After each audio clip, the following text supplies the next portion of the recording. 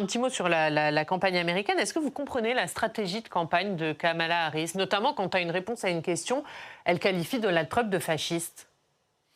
Elle avait de bonnes raisons de le faire, il ne faut quand même pas l'oublier.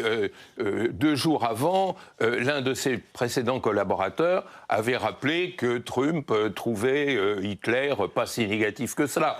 Bon, ça vaut bien l'étiquette de fasciste. J'ai été étonné que l'on l'accuse d'outrance. L'outrance, c'est trouver que Hitler est plutôt sympa. C'est là l'outrance. Donc elle a eu raison. Non, ce qui m'inquiète chez Kamala Harris, c'est tout à fait autre chose. C'est-à-dire le vide programmatique. Vous savez, qu'est-ce que c'est qu'une élection aujourd'hui? C'est une entreprise de marketing électoral. Qu'est-ce que c'est que du marketing électoral? C'est faire rêver les électeurs.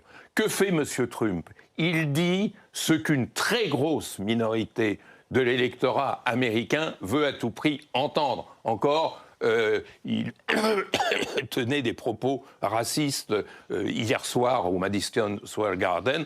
Et hélas, vous avez une grosse minorité de l'électorat américain qui attend ça. Elle n'arrive pas à faire rêver ses électeurs. C'est mauvais signe. C'est mauvais signe. Elle est dans une sorte de stratégie qui est plus de la tactique que de la stratégie, c'est-à-dire ce qu'il faut faire pour gagner les swing states. Or, une élection, bien sûr, ça se gagne à la marge, et particulièrement aux États-Unis, vu le mode de scrutin. Mais ça se gagne en faisant rêver les électeurs. C'est comme ça qu'Obama avait gagné. C'est comme ça que Trump, en 2016, avait gagné.